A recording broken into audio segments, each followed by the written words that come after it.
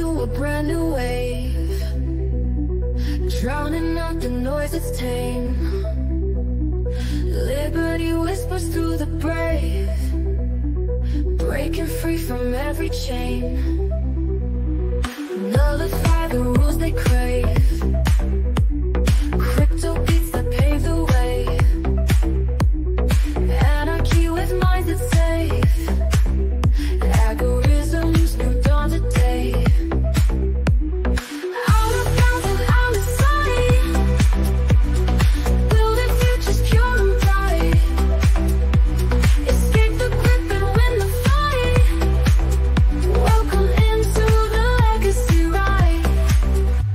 Beyond control we take a stand, casting off the iron brand.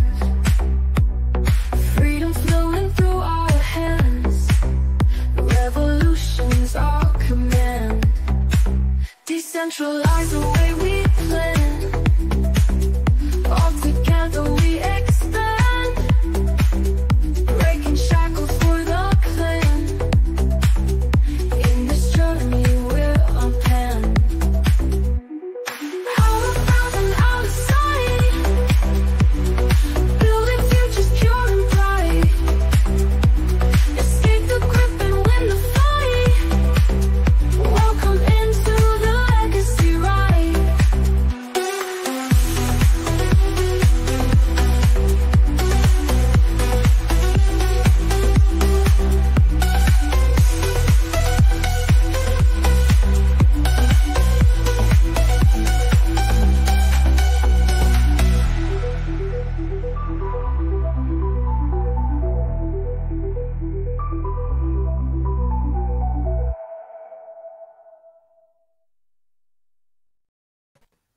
Welcome to another edition live on X tonight, because YouTube, well, fuck you, YouTube.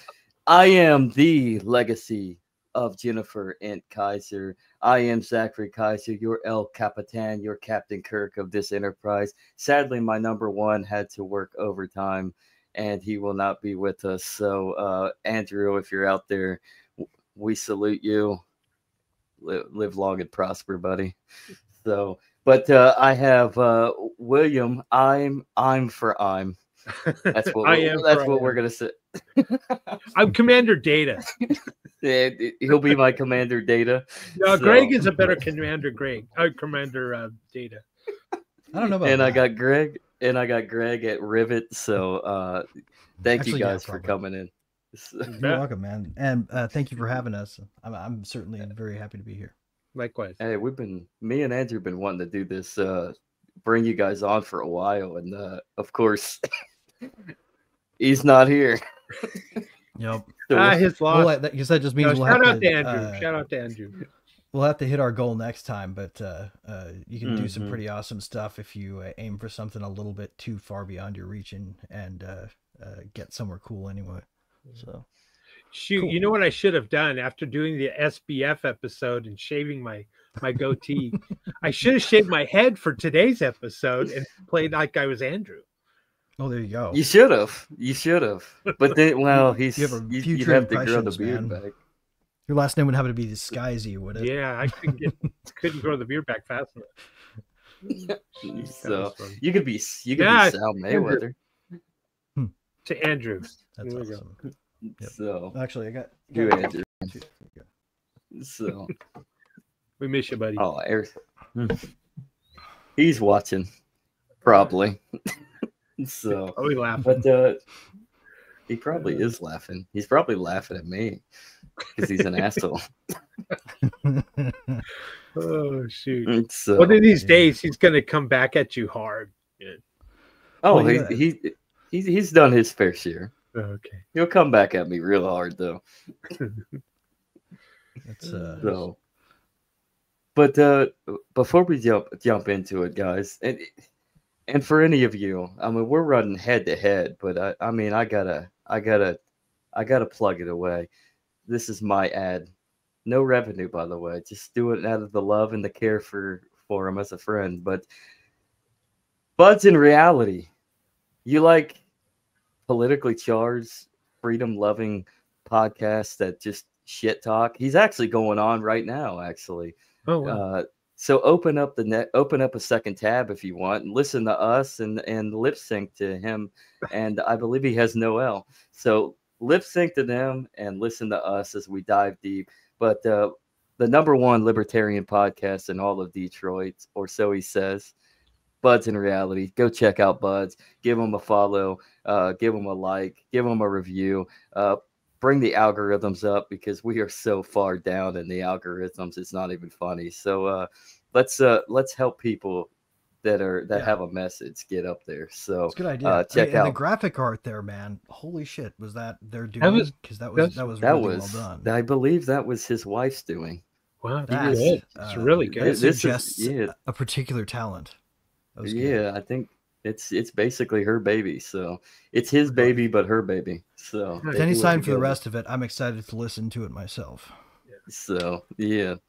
So, but to get down into the nitty gritty, and the reason that I really wanted to jump into this topic this week was I was surfing through like Monday at work, bored, and I come across Aaron Day, a couple of Aaron Day's short clips, and it got me thinking about the CBDC thing, and I really wanted to dive into it because it seems like we're already in it. Absolutely. We absolutely are. This is correct. Mm-hmm. Are you familiar at all, just out of curiosity, with Great Taking, the theory behind it, like why they may be able to appropriate as collateral all of the master accounts that have our personal deposit accounts included, if they decide to at some point? Yes, I am a little bit, and it goes beyond bail-in, shall we say? Yeah, it's like a bail-in via liquidity freeze, and then just they capture citizens' assets as a way. It's sort of like confiscating gold, but confiscating people's actual net worth in full. This is, I think, the machine that they need to build in order to do what they want to do, and I think this is why this is such a danger. If I just wanted to start off with a little bit of like, what is a central bank digital currency? I mean, people think like, what's the big deal with programmable digital money, because we already have programmable digital money, hypothetically, right? This is where blockchain becomes powerful. Even if it's proof of it, we get these same advantages. Anytime you want to make a change that affects the whole thing universally, all you need to do is change it in one place on blockchain. And on legacy systems, you have to change it at every bank, every point of interaction with consumers, like right up to PayPal and back on down to the mom and pop on the corner. If they don't have tight integration across all those partners, they can't implement a control. This is like 100 lines of code gets you a pretty complex escrow contract. Imagine what you could do if you were going to enforce really horrendous abuses on people through the money. Well, that's exactly the point, I think, that people think that, well, it's no big deal, but really, in fact, that's what it is. It's a monetary policy change. And the monetary policy change is just that. It's to obtain more control over what you're spending your money on, and where your money came from. It's everything that is kind of the dystopian nightmare that you can think of, or that you've seen on science fiction world, movies, or is the idea that the government is at that very point of your transaction at the store, stating, maybe if it's a carbon footprint, well, you can only have, you can only buy so many items this week that are within your carbon footprint. And you're at the checkout, and at that point, government overlords are right there saying, no, you've already spent too much. Put the hamburger back, put the steaks back. All they have to do is limit it with precautionary logic. They don't even have to understand the economy. All they need to know is where the risk points are for them in terms of the downside risk, and fuck the upside risk. They don't think about that anymore ever. That doesn't even mean risk anymore. That's right. Even though it used to be composed of an upside and a downside. Right. And Aaron Day makes the point, and I agree with him. It was always, we got to stop this. We got to stop these CBDCs. We got to stop the central bank digital currencies. And but we're already there right now in the US in so many ways. For example, there's a Microsoft, there's a MasterCard that will calculate and track your carbon credits. And so that way, when you're spending your money, you can look at it and say, "Oh, gee, honey, we overdid it this week. We got to scale back." Or, "Well, that's okay. Let's just charge the card for more trees so we can offset our carbon footprint." Yeah, let's hold back consumption for as long as we can until we have enough carbon credits built up to do what we want, and then we're going to blast the system randomly with shocks. Right. It's like economics by battering ram. Gosh, but basically, there's okay, so there's Microsoft that's doing that, but there's already a card right now that will restrict your purchases if you hit a certain limit. It's a cute little tax rebate right now, but it's like the smart thermostats. They're now that card, until they aren't. That card is an opt-in. You're opting in for that card. Right. Until you can't opt out anymore. Just calculating your carbon credits. But see, the CBDC goes even further than in that. At what point do they say, well, no, you're not going to buy bricks you've bought too many bricks because we see that there's going to be a protest in your neighborhood and you can't buy any more bricks. Or our AIs are reporting that you're building a new smokehouse in the backyard. That's illegal, right? Yes. Or like. We see you go back to that Vapor Maven place. That's illegal under federal law. Having flavored vapes. Right. Wait, is it? Greg, you can't buy from William. Greg, you can't buy from William anymore because his money's tainted. Or Greg, you're going to take some of that money that you received from I Am for Am because that money is tainted. Right, you're on the ban list, and everybody else within 3 steps of you on a social network also goes down for it. Unless they stay away from you. And and by the way, that other card that will limit your purchase, I think it's called the Doe Black card or something like that. You have to look it up. But I saw the World Economic Forum presentation on it. It was disgusting. Yeah. No, actually not disgusting. It was revolting to my sense of liberty, I guess. Yeah. And that's the root right there is this is for globalists. This is a globalist control thing. This isn't something from our Federal Reserve. This and not to mention that those carbon credits are essentially a slush currency that they can hand to themselves and never give to regular folks. Right. Yeah, but you say that, but at the same time, if it wasn't for the Federal Reserve, the globalist mechanism probably doesn't expand to where it is now, and you don't have little commissions that set up like the Bilderberg Group or the Trilateral Commission or whatnot. Basel, and all their craziness that's actually probably at the heart of all this for banking. Yeah. Do you guys realize though in the world right now there are 134 countries that are exploring CBDCs, and they're not just at the exploratory level. They're beyond that point. They're almost at the point of rolling these things out. And there are 44 countries that are in the advanced stage. And then the companies that already have essentially a CBDC are China, Nigeria, Bahamas, Jamaica. So see, it's right at our border. It's right. Luckily, though, we did just get kind of a neo-mercantilist in office, which may bode well for the level of protection we're afforded as American citizens engaging in disruptive enterprise that, like the NGOs would otherwise have complete freedom to torture us to death over. Yeah, that is. So there may be some air cover for at least the next 4 years if we're lucky. At least. Sometimes, mercantilism is kind of it's not good, but at this point, it's kind of a good necessary. It's also not the only answer there. Like, it's not the same thing as the debate between socialism and free markets. it's actually that we can also have reasons why, for our own national character, we do things like pave downtowns with bricks, because that's just manual labor that we're making work for. But we also get brick roads out of it, which are cool, right? Like it's different. Yeah. It's sort of like using state largesse to buy little luxuries, but just not lying to ourselves about the fact of what we're doing. Would be a maybe better way to approach it. You know, like we're going to put a trade barrier up here because, you know, we don't want free trade. We're going to put a trade barrier up here because we want to preserve industrial capacity in our current state. You know, we don't see a country that's healthy not having jobs like that for people. And I think there's a lot of merit in that. Yeah. When you look at the emotion behind it, I think it achieves the opposite end myself, but I'm also a free trader. So yeah. Well, I accept that people are going to disagree with me and that I might be wrong. So that's why I've never been an ass about it. For me, you know, tariff starts with a T, just like a tax, and tax is theft. Yeah. So it's just a different form. It's a more stealthy form of taxation. Right. It's similar true to that Federal it's true Reserve's that we're not inflation. manufacturing here. So you know, this is going to spur more manufacturing. You know, here.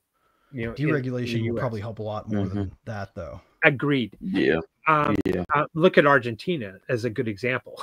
It's charting that course very well. Milei is being proven right. He really is. GDP estimated at what, 8.4% next year. Yeah, that's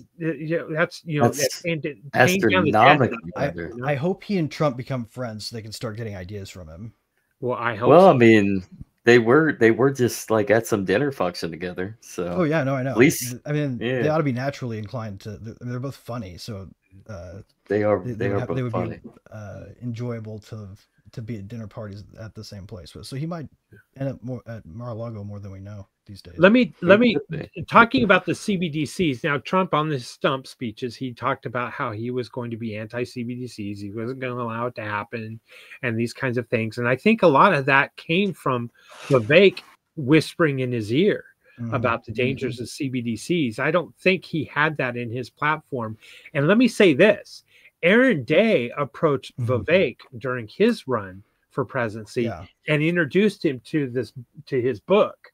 And I think there, you could, you know, kind of like the 7 steps to Kevin Bacon or whatever. You can say, okay, Aaron Day was, you know, 2 steps away from Trump in getting it to be anti-CBDCs, but that's okay. Well, okay, great. All right, President-elect Trump, you have said that you're going to be anti-CBDCs. That means you got to overturn Biden's executive order. I got it over here somewhere.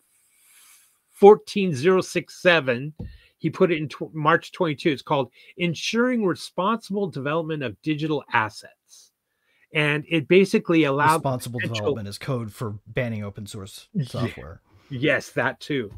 And it was to expand the exploratory, you know, look and fund. They still think they can bottle innovation in a bureaucratic structure and pull it out as needed on demand without even having to elevate personalities. That's what they think.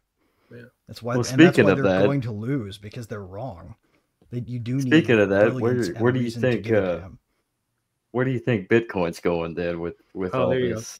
Tim's. I don't know. How you doing, Tim?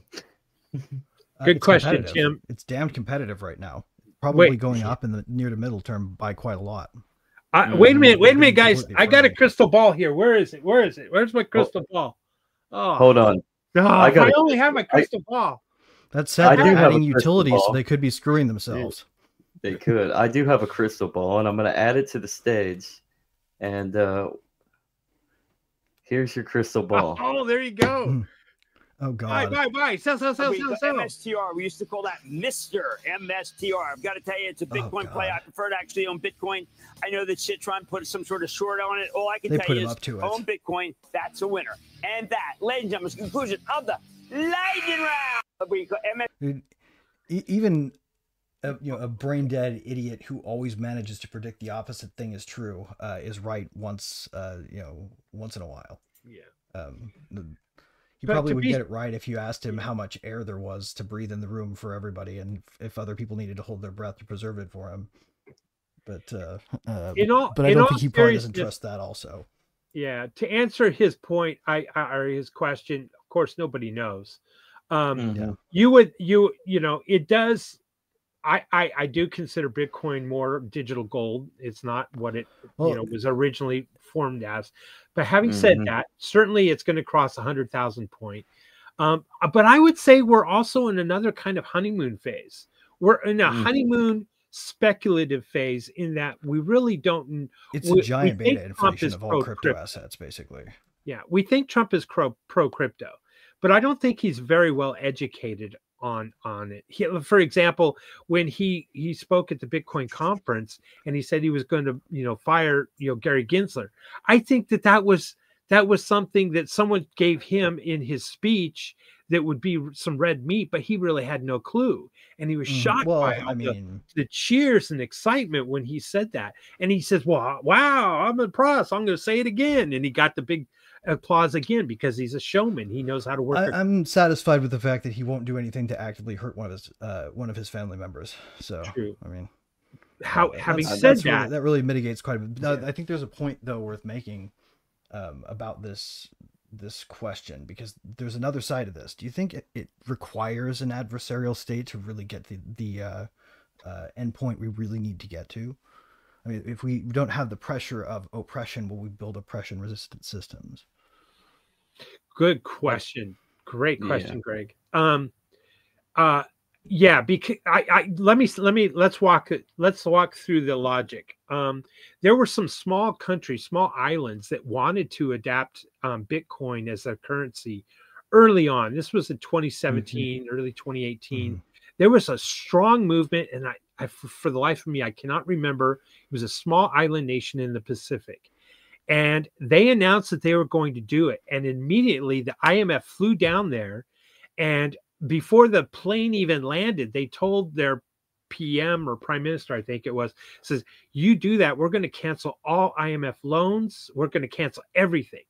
And they came down hard on that little island nation. The island nation had to backpedal and quickly change their tune. It's okay, no, we're not going to adopt Bitcoin. So they have that power right now to still squash it. And my point earlier was, I don't know, Trump's first, he's 78 years old, shut off with a CD to Amazon, basically. He is going to push the dollar as supreme. He's going to do everything he can to protect the dollar. And if Bitcoin becomes a threat to the dollar, he's not going to put up with it. And let's not forget that and I remember this very well, in December of 2017, the day before Bitcoin hit its all-time high of 10,000 at that point, and everyone was dreaming about this moment that was going to be at 100,000 within a year or two, and that same projection. But what had happened was Trump gave the approval to Mnuchin to allow the CME, the Chicago Mercantile Exchange, trade Bitcoin as a future. And the president of the CME said, we are going to tame Bitcoin, because that's what they wanted. And Trump was very anti-Bitcoin at that point, and because he wasn't educated on it. And I don't want state money. They did fail to push them out of proof of work, which is impressive. True. So they really thought they were going to drive them to zero. They really thought Bitcoin was going to zero because of what they were doing to them. And it's impressive that it resisted that amount of pressure, because any other fake asset would have gone to zero. True. So I do believe it's digital gold. I do believe it's a good hedge. However, I don't trust it. And I jumped out of it in 2017, and I went through the BCH on principle, Bitcoin Cash, because I wanted it to be, I didn't want a digital gold.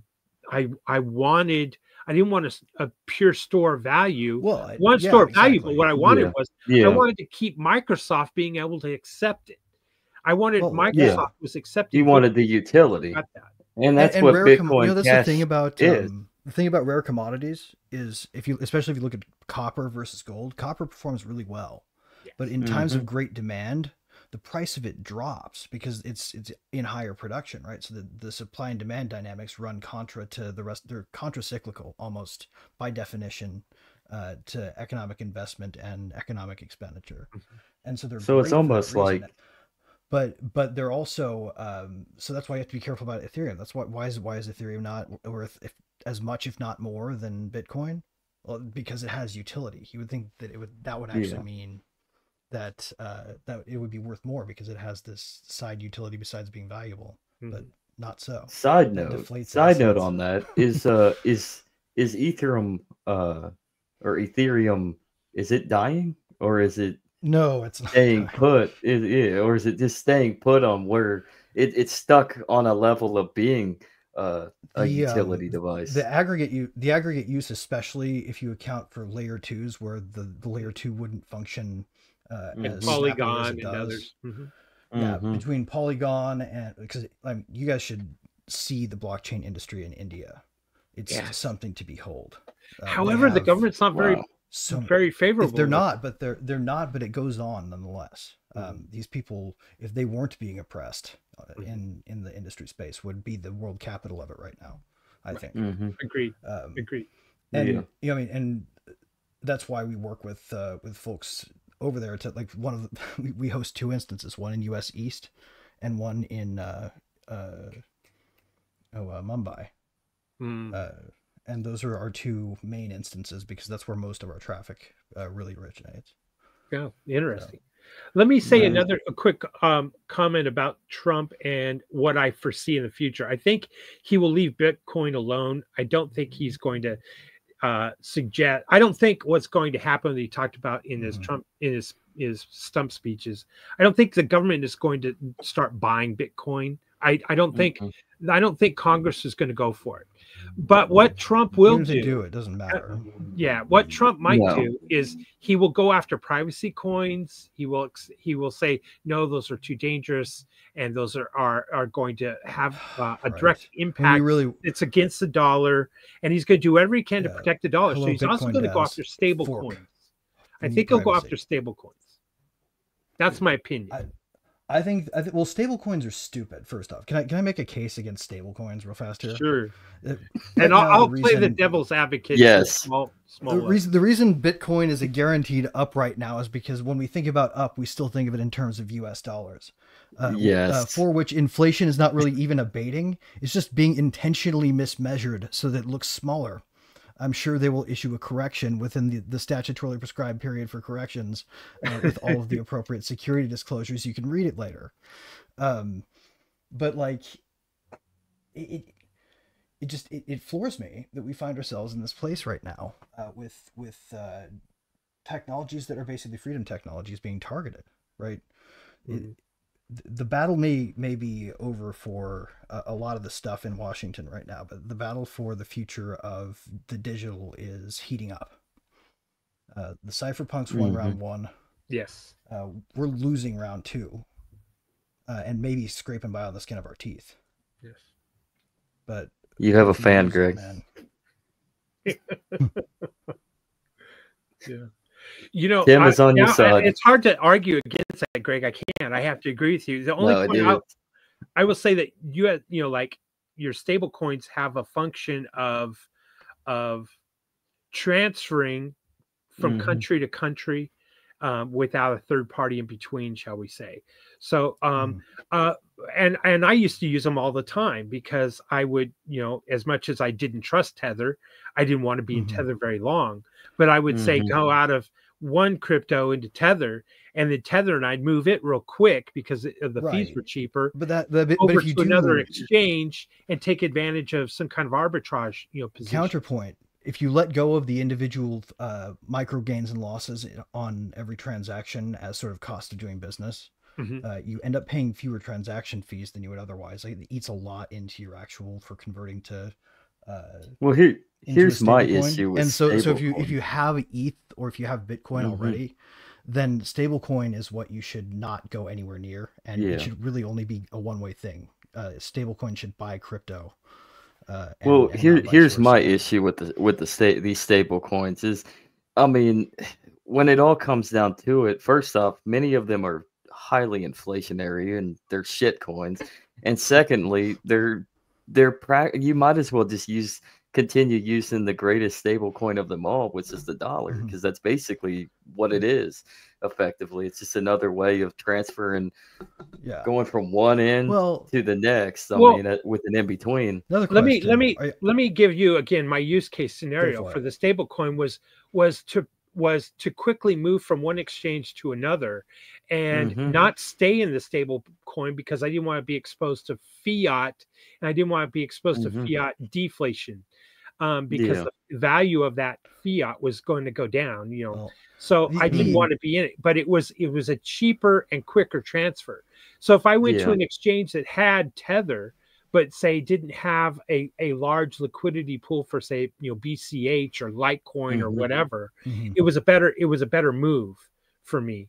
Or that was because I already had Tether at the other exchange and I was trying to take care of some arbitrage opportunities. So that was I think the risk of it is it risks importing fractional reserve as a permanent and inescapable feature of the new economy too. And for myself, like I spent a lot of time just living off of ETH because that's what I had. And as I was doing that, I just got comfortable with a new level of volatility, and I started to appreciate being able to see behind the the martingale that they stick in front of it with that that nominal dollar price, when that dollar has been doing nothing but being a shit coin for the past 100 years. Being able to see when your ecosystem's turning down in the raw numbers at least help you moderate your spending. I mean, shit. Yeah, the last thing you want to be in, I kudos to you, Greg, because the last thing you want to be in is anything with fiat. And this is where I think exposure to the dollar while you're in crypto. No. So the beautiful thing about crypto is it allows you to move into different instruments quickly. And if you're trying to do that in the legacy world, going in from stocks into dollars and an ACH wire from one bank to another bank or something like that, it's just ridiculous. It's slow. Well, that may be true now much too. Exposure, right? KYC, AML, all those different things. And so, crypto is quick and liquid and fast. And no, it's not about moving, drug money or buying. What if it is? I mean, it can be. What if it is? If you're into that. The question is really no problem. I'm do what you as long as you're an adult. The question again, I think, needs to be like, what right have they to stop us from committing harmless crimes? Well, I say fuck with not when I said with draconian methods do it anyway. Destroy everybody else's fucking liberty, right? Yeah. You should be tiptoeing around us with your law enforcement activity. Yeah, I want you to stop criminals. I don't want to be. I think this 2025 should be the year of civil disobedience. Read this book, everybody. It's got a glare. What is it? That is a good one. Yeah, it does. Vices are not crimes. Yes. Oh, okay. Yeah, I have not read that yet. And this is not to say that like I'm pro people just like pooping in the streets and shooting meth up their forearms either, this is like, I mean, if that's what you want to do, I mean, no, just because I don't want the government to solve it doesn't mean I don't want the problem solved. I just recognize they're bad at it. Damn, I don't know my pen. I'll check it out later. Now this is where I was getting ready to say it's crazy to me that we haven't tokenized. We're tokenizing dollars, and we're tokenizing fiat, and we're not tokenizing an asset like copper that you mentioned, and gold and silver, and using that as an instrument to move from exchange to exchange. You know what I mean? Because you're not going to use Bitcoin, because Bitcoin is too costly to move now because of the transactional fees, because it's digital gold. So whatever kind of crazy person it takes to set up a Lightning node. But why? Why bother with that? Go with Litecoin or you have to host Bitcoin it. Cash. Bitcoin Cash, Monero. Well, maybe not Monero right now. I get if you're trying to stay within the Bitcoin ecosystem. Well, if you've got the even metal if you're trying to do that, great, but don't buy Amazon for that. That defeats the purpose of Bitcoin. Yeah. But the Lightning Network is still a third party, and that's exactly what we're trying to avoid here. So just I never use it. But why don't we? Why haven't we tokenized more physical assets and come up with the solution to that, where it could be verified as a third party. And so there is really essentially no third party, that it's a contracted and it's a verified, asset. In other words, we're trusting the people at Tether that they're backing their Tether dollars with the appropriate assets, right? And moreover, that there aren't like any particular ESG or DIE related interventions into that system that could hypothetically be held up against Tether to kill people's access to liquidity. It kind of sounds like effective altruism. They put a global altruism. freeze on it. Yeah, they can. Oh, it does. It's at least it's effective. I don't know how it is effective. I don't know how altruistic it is, but although I'm more lean more towards Rand myself. So I do think there's a case to be made that altruism is just as deadly as the effectiveness. I will agree. I agree with Rand on that. Too much altruism can lead to some deadly things. I mean, look at the Soviet Union. Yeah. Pity is a shade of contempt. Mm-hmm. So, gentlemen, how do we stop these CBDCs from happening? Right. That's a good question. So I bet you there are probably a ton of people who think the right answer is, well, fuck, smart contracts are evil. Right, we should never build them, and this becomes a justification for more Bitcoin maximalism. The funny thing to me about that case is it's counter to open source and the decentralized ethos of Bitcoin to not mostly be okay with multiple chains competing with it. Myself, but I think that argument that we need to shut down everything, whether you're just like a Ted Kaczynski type who wants to send us all back to the Amish times for the sake of our souls, or if it's more oriented towards the instrumental elements, like you really don't think privacy technology should exist because you like the way law enforcement's pointed right now. But that's not a question entirely. So I think I'm being an agorist, I believe that counter economics is how we're going to win.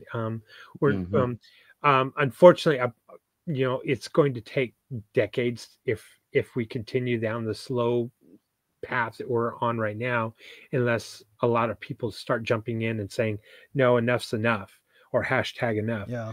I'm tired of my government. I'm tired of this regime. I don't even like to use the word government. I'm tired of this regime, and I'm going to practice civil disobedience, and I'm not going to, I'm going to go ahead and buy raw milk, or I'm going to go ahead and buy eggs from my neighbor. I'm not going to go through eggs that have been USDA stamped and washed and now have a bigger, I gotta keep them in the refrigerator. That if you accidentally exposed to one of their drones, can actually make sure they can surveil it to the endpoint, which they'll probably be trying to do. Yeah. I mean, hell, they actually over the pandemic experimented with robots that using AI sift your sewage, find out whether or not you're eating too much meat, that sort of thing. And that's to go with crazy, but this is actually a research project you can look up. I honestly believe, I think Aaron Day is right in that we shouldn't be maximalist to any one coin, because any one coin cannot handle the volume, the throughput. It cannot scale to the levels that we need it to. So we're all going to have to, we're going to have to use a little bit of Litecoin. We'll have to use Bitcoin Cash. We'll have to we'll have to hold on to Bitcoin at this point in juncture. Scalability isn't going to happen within the next year, 2 years, 3 years. Well, where CBDCs could, in an economic crash, they could force them on us. From where I'm sitting, it could happen rather quickly, right? The trick to it is we just don't have the full infrastructure stack decentralized yet.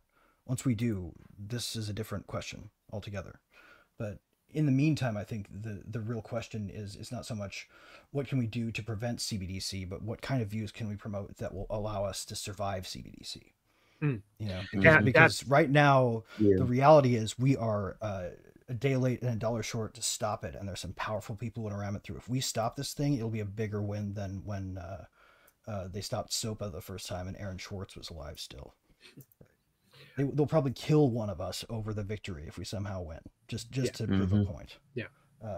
And speaking of Aaron Day, let's let him kind of Yay! Let's let him explain. I thought it we were going to get him here. Yeah. Oh yeah, that'd be awesome. I love that man. He's a good He's man. fun to talk to. He's fun to talk to. Where your stocks and bonds are going to be tokenized using the same control system as CBDCs, literally the exact same control system.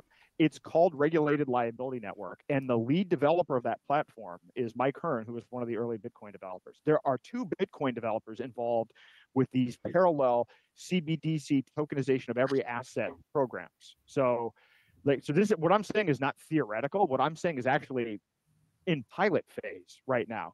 And I talked to a developer at the Federal Reserve Bank of New York, and he said they intend to roll out the CBDC along with the regulated liability networks. So in other words, their intention is money and stocks and bonds and everything else, that whole infrastructure to be rolled out all at once. Then when you do the research, we have this platform for all of our assets. Japan's building one, Europe's building one, the UK's building one, and guess what? They've designed them all to interoperate, which means at the end of this whole process, all of our money, all of our assets are on one platform that can be centrally controlled. That's how those are open source protocols. That is exactly how it happens. Contractually, we've already given away those rights contractually. We just don't know it. But it's this centralized tokenization piece that allows them to do it with the click of a button, and that is exactly what they're doing. That's exactly what we have. He's talking about the stock ownership rights assets that they've been using as a way to convey inferior liability to deposit holders, so that in the event of a default on some larger contract, somebody 2 steps above your bank in the chain of transaction can come and seize anything back up the chain as part of the thing they collateralized. The great taken. That's how you. It's how you actually, if you want to build a financial system that makes ridiculous vehicles like slabs, the student loan asset backed. You guys heard this? Student loan asset backed securities is a thing now. Oh no way! Oh, I believe it. I believe it. I didn't. Wow. But you know, he's also missed student loan asset backed security default swaps by nature, because they go together. Oh my gosh! Pretty much. Oh my friend, that's so. But you know, he does make a point too, because the normies are just going to get swallowed up into the CBDC and say, well, this is just a normal thing. This is what we do. And it's just like your phone. You know, you take your phone and, you know, it's got an update, and you're not given really a choice. You can read the terms and service agreement, but you're not really given a choice. And there are so many terms and service agreements now that were put in. We would have to spend 30 minutes of our lifetime or 2 hours of our lifetime every day just to keep up with all of different service agreements and be able to understand and read that legalese. And so you're not given you can't redline it and edit and send it back and say, okay, I will agree with, you know, paragraph 3 section 2, however it must state. You need actually, you know, weirdly enough, you can. That's a little known thing. There's an email required to be attached to the end of every privacy policy, where you can reach somebody who you can talk to about the policy. They will make changes based on enough urgings.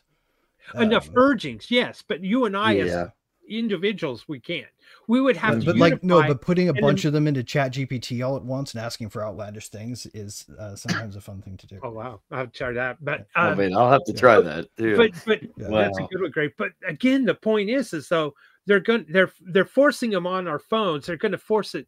You know, even this is the next point, I guess, is to stopping this. When the states have passed these laws and in their legislatures and signed it by the governors to say, we're not going to allow CBDCs in our state. Oh, and everyone in in that state are going, I like yes, that this that's is actually great. Clever.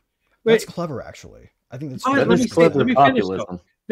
But the Commerce Clause, that's not going to work against the Commerce Clause, because the Fed's going to come. No, but the real thing they're after is influence over the universal, the UCC. They're looking for influence over the model code for commerce. That's where it needs to go, right? And that's what they're after with this approach. I swear to they're not going to be able to get past the UCC. But Amazon's going to say, well, you know, I'm sorry, but I know you like our convenience now, and you're kind of addicted to it, but we only accept CBDCs now on our app to pay for your, you know, and your bank account isn't a bank that is adopted in the CBDCs, or you live in the state. So these items in our inventory are not for purchase in your state because your state hasn't accepted CBDCs.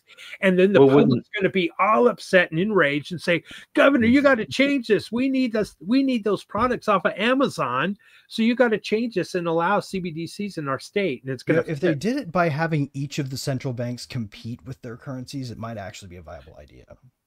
I would love to see it. Competition is free market. Well, that's where we need alternatives. I mean, you need to have something compete with Amazon so that when these CBDCs, whenever they're actually unraveled, then you have somewhere else that you can shop towards. You can actually be able to use your tools rather than the CBDCs that they're forcing you to buy off of their app. So we got to that's where education comes the key. Like, we need to start going locally around our neighborhood and be like, hey, you need to stop shopping at Whole Foods and go to your local Amish store.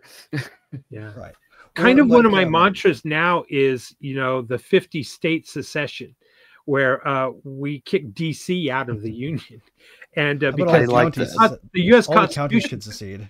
The U.S. Constitution is dead in D.C. So if that is the law of the land that we want to adopt and agree to, and D.C.'s not living by, and adherence to we the people and listening to the will of the people, then a 50 state boot on D.C. would be great, and they can keep the debt, by the way.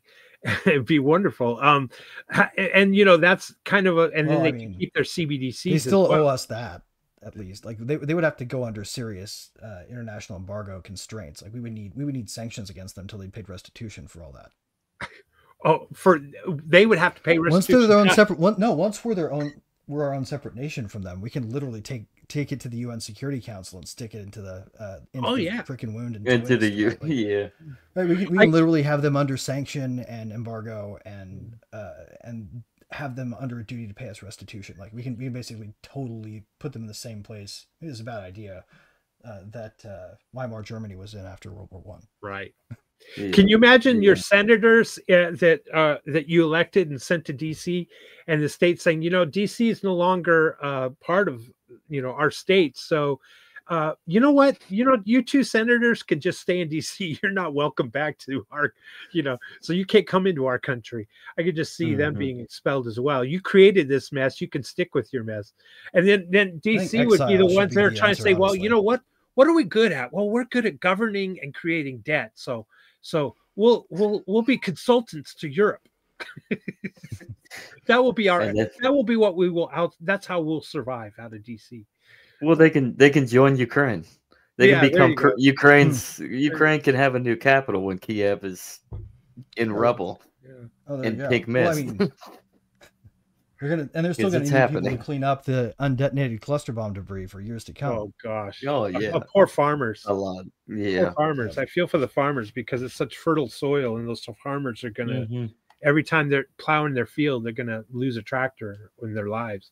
But going back to the whole 50 state referendum, if that were a constitutional option, a 50 state referendum, I bet the majority of people even in California would probably vote to expel DC and the debt. It'd be wonderful. Well, I think the interesting thing there is where would that leave us is the question. Like put that thing as happening. What happens next? Like, what does that do to the situation? Yeah, a 2% government, a 2% or 3% GDP government. Who has control of the nukes? Is in Kansas somewhere in the middle of nowhere? Who has control of the nukes when that's over? Is my question.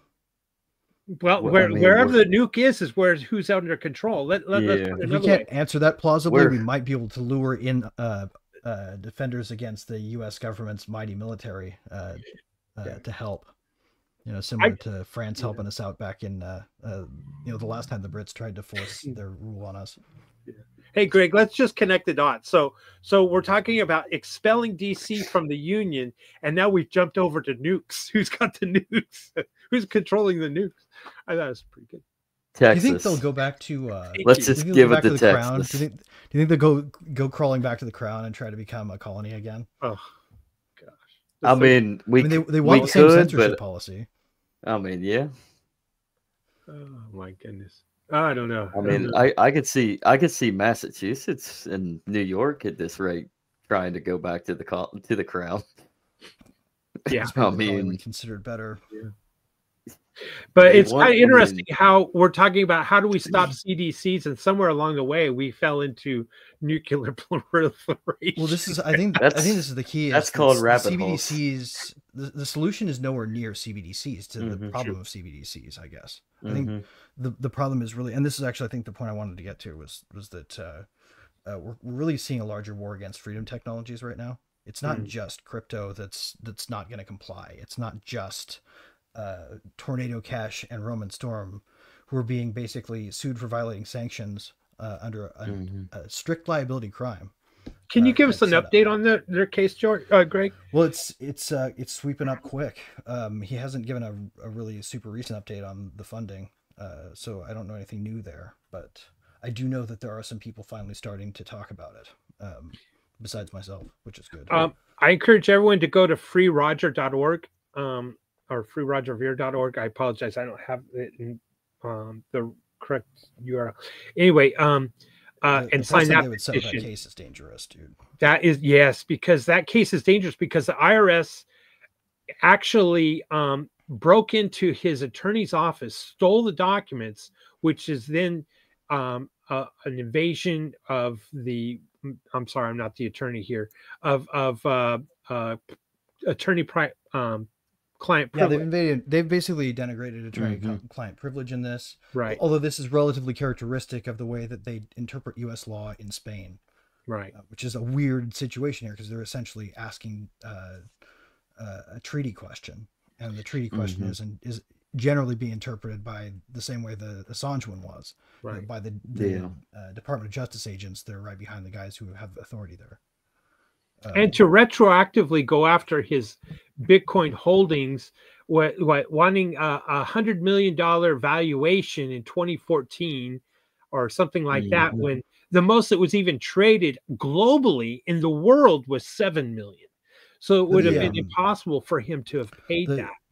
Even the Tornado Cash one is a little different, though. I think. Yes, the Tornado Cash is very different than the IRS. The situation there is they're about to set a precedent whereby under essentially a sanctions regime, because they couldn't succeed at classifying cryptographic technology as a weapon for purposes of anti-munitions exports, they will be able to classify it as something that they can, if they can get their hooks into it, co-opt and use as a weapon the same way they use the US dollar, right?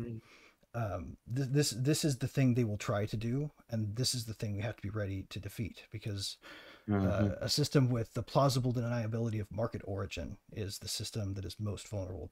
Like the U.S. story would sound almost way too good for what it's worth at this point if they went around saying that the independent ones that developed here that we're going to impose on the world now under our rules are the ones that win.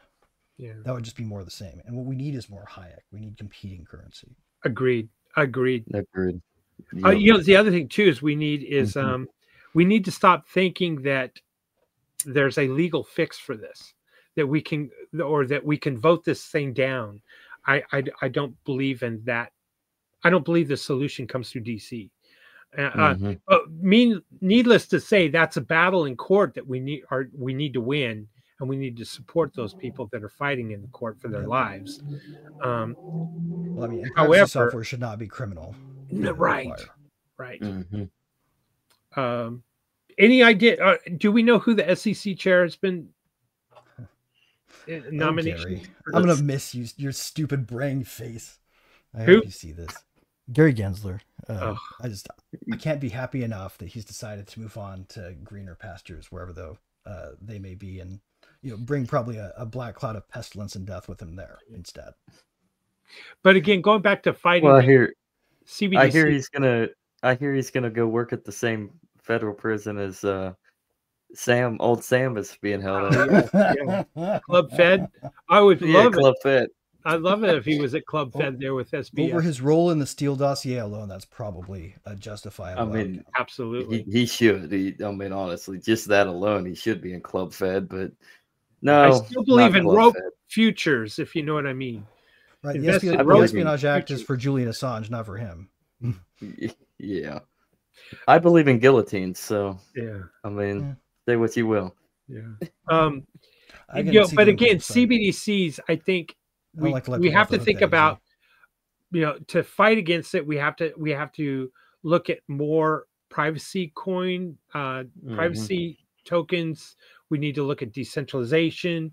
We got to look at empowering ourselves, becoming less a part of the system and more apart from the system, building parallel systems, supporting parallel builds, supporting parallel networks, whatever it may be, buying locally, buying direct locally, trading and buying things with barter, buying things that are, where they came from, and they're not, from a centralized source that is, third party supported.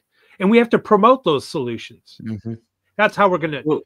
That's how we're going, because it's going to be as much tech as it's going to be things like neighborhoods organizing bazaars once a week.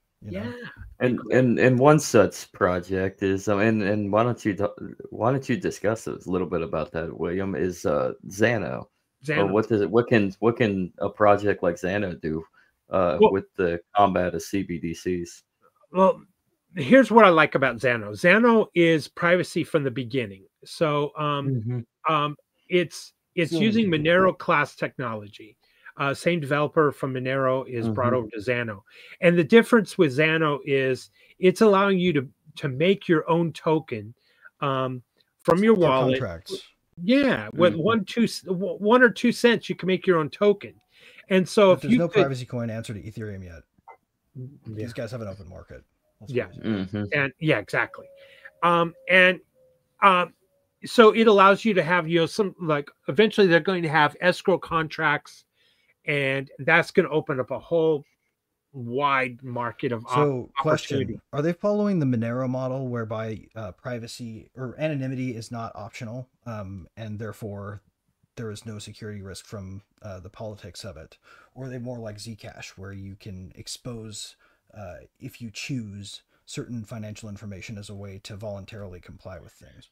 My understanding is you can choose from the beginning. Like, let's say if you want everyone to see the total tokens that have been created, all right? And are locked. So if I created a token and only made 1,000 of them, and I wanted everyone to see that there was only 1,000 of these tokens, I couldn't slip in an extra 100 and sell, and everyone think that there's only 1,000.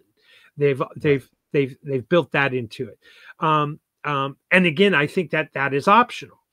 And that's good, because some people want to have no training wheels, and that's okay. That should be absolutely. That should be defended, actually. That should be. But they also have a thing called aliases, and that's another thing that I love. You could have a Greg Cyberpunk alias. So all you got to do is say, hey, go to Xano and look up the alias Greg Cyberpunk, and you're going to get it. And nobody's going to know what you got, how much you received, who it came from, or where, or that the transaction even took place. It's in a complete black box. So think about this. No one's going to ever know. Now, so imagine if you had income sources or residual income that were coming in from a privacy standpoint. Like, let's call it an Airbnb home. That someone or a group of people have purchased, and now the Airbnb income is coming in. Exactly. People are renting that home using that income doesn't even need to know the address. Yes, but exactly. Or there are let's call it that there is an address, and we do know that this particular home works on an Airbnb model, and other fellow people who hold Xano can rent it for the weekend or for a day. So the native currency develops utility as people use it for new clandestine things. Yes, it's sort of like having a network of your people all over the place, like you're some kind of Don, but decentralized. Yes, and so it's tokenizing assets is really what Xano's doing. Well, that's, I mean, that was the original appeal of ETH, right? When you first got into the community, was this idea. And by the way, like, that was before Vitalik was no longer a cypherpunk, right? Like, he literally went from cypherpunk and cap radical, like the rest of us, the rest of the best of us, overnight to like basically going public, eating the bugs, literally going public, eating the bugs. But it's weird. Xano is definitely weird with respect to cryptos. Yeah.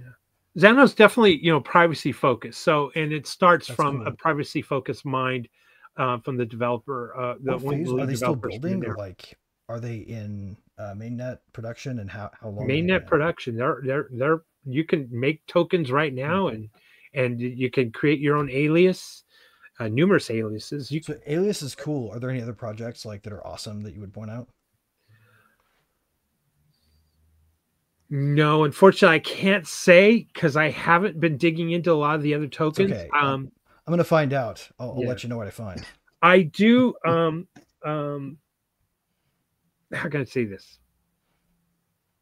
I'm working on one. Let's just put it that way.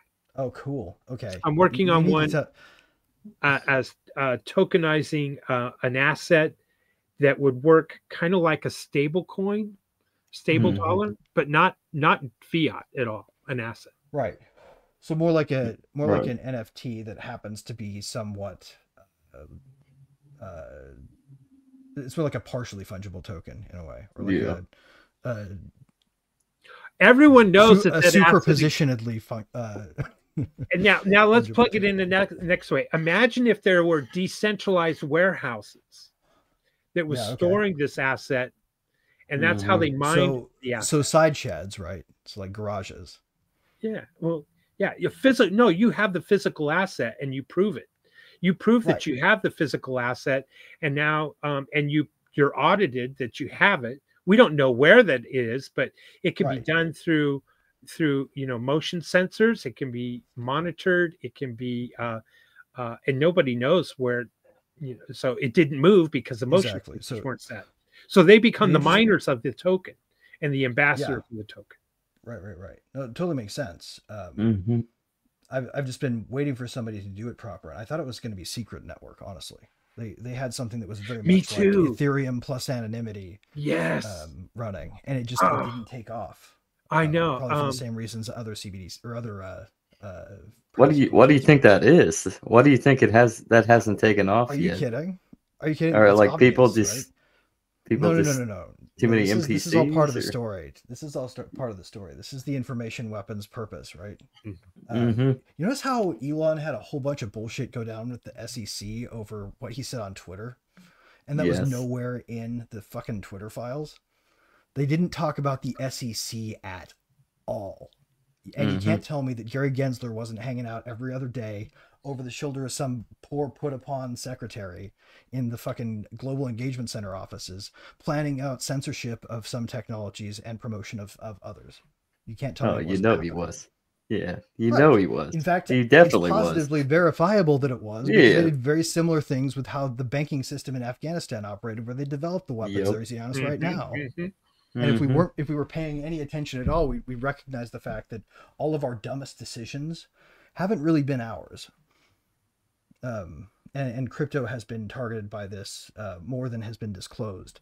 And I suspect that it may have something to do with the fact that it's the one thing Elon can release that would get him assassinated for sure. Yeah, they understand the deadly threat to the power that this represents. I do believe that. Yeah. I have Roger Ver is very big on Xano,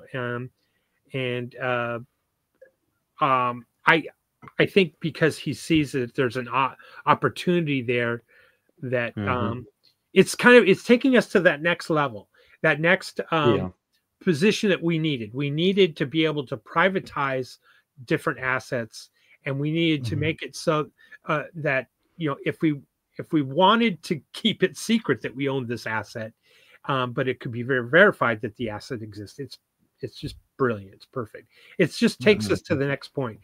That we need to be. It's all going to just snowball from there. You end up with, and this is what they're worried about ultimately, like people ending up with Uber, right? They don't want Travis Kalanick to be able to start building without monitoring in advance.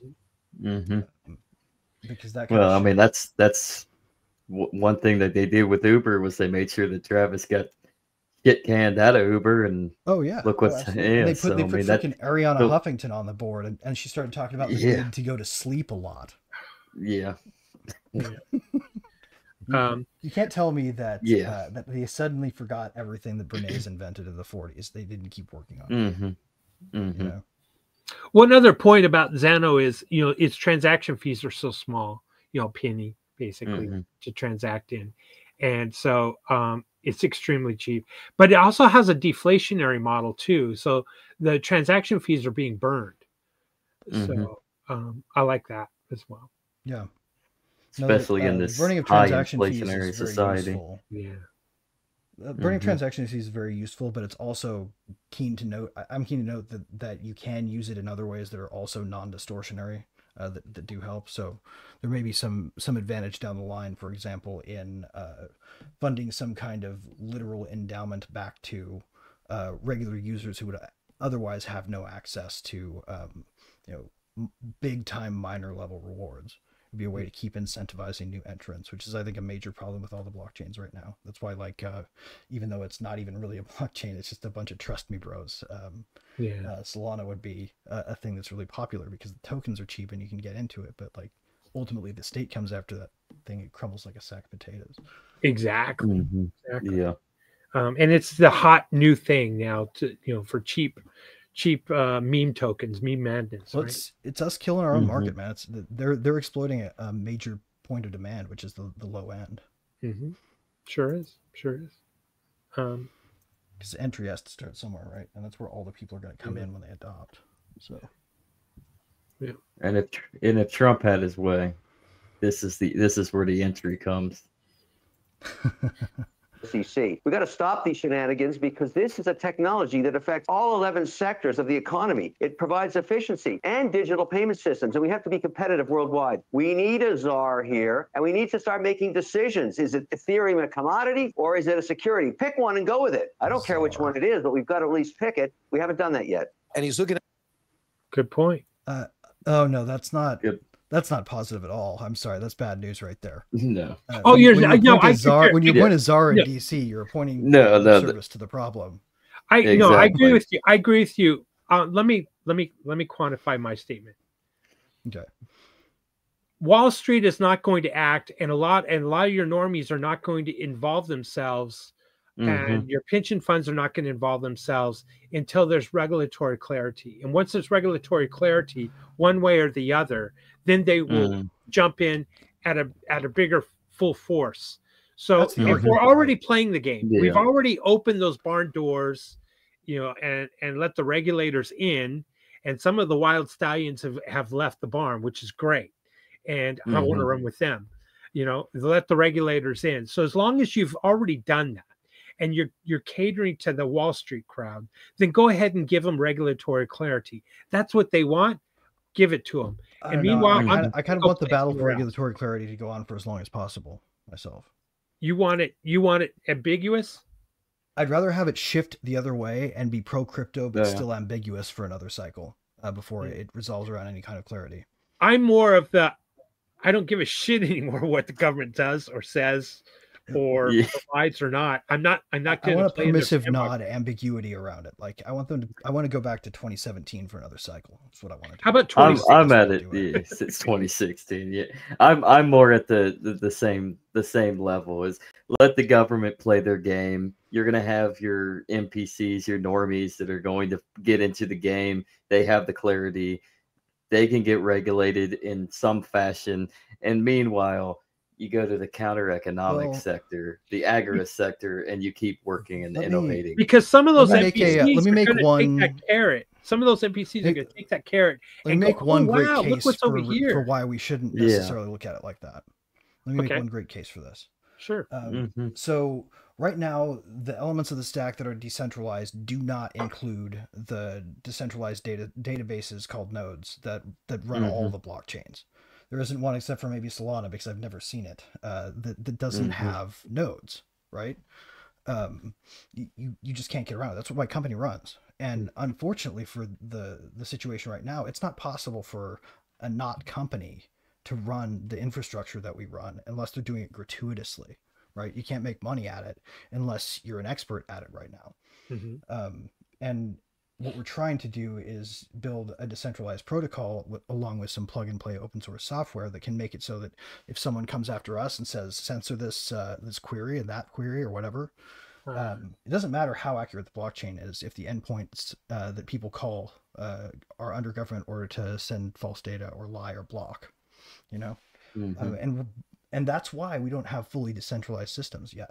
Why we don't have like people just building fuck you to the government projects like dockless e-scooters that are unstoppable or some shit like that, right? The chaos has yet to be unleashed only because this part of the stack isn't done. Now, if they regulate it the way they want to, they might stop us before we get the decentralized piece built, or they might not. That's the race right there. This is why I want the ambiguity, because the longer it takes them, the more likely we'll be done before they ever get there. And that's where I'm going to come back to this comment from Tim. Yeah.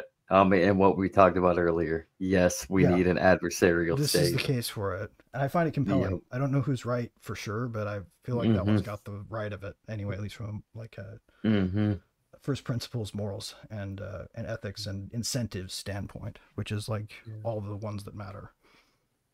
Yeah. Great point. Great point.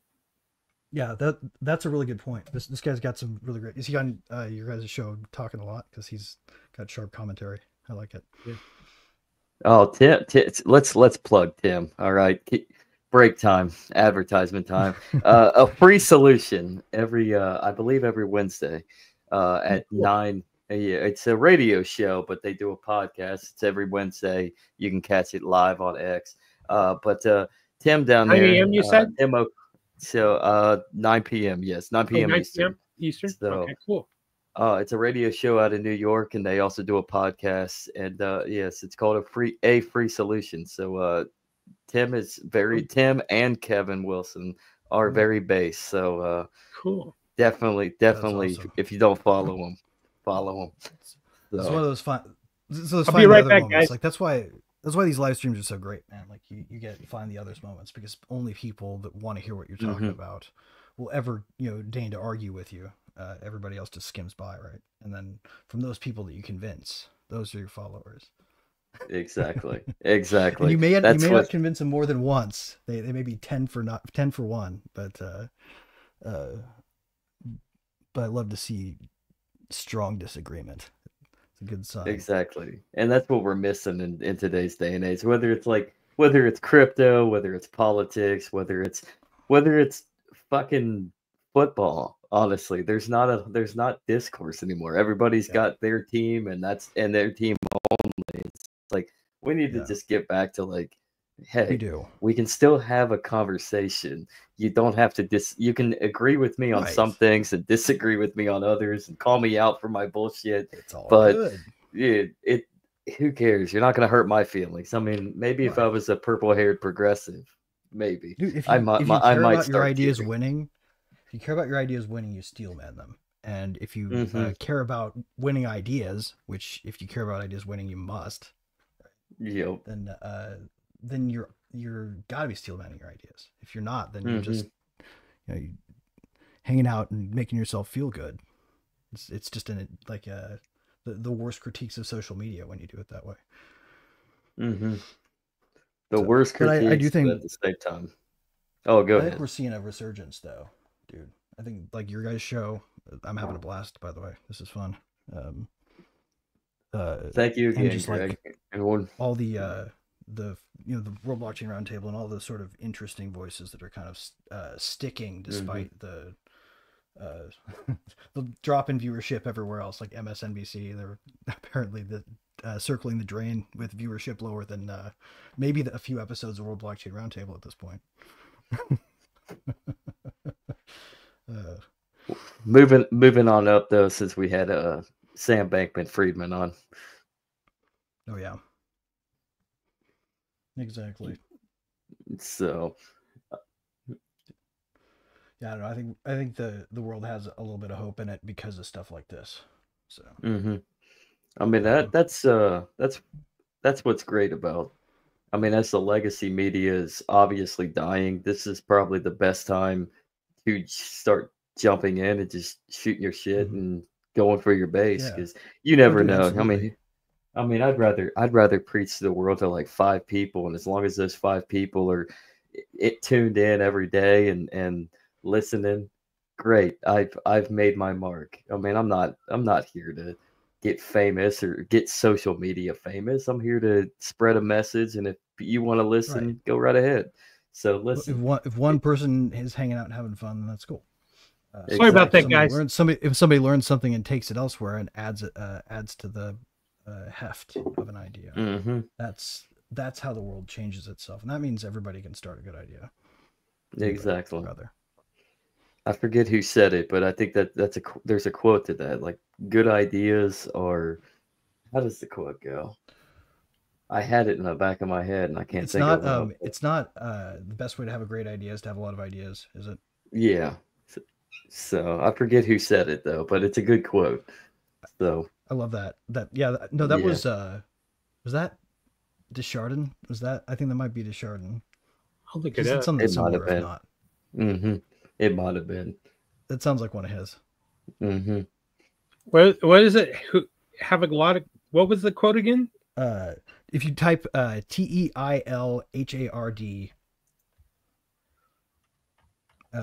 and then D, you'll get the guy, and from there you'll get the most famous works. Pierre Deschard. Yeah. Yes.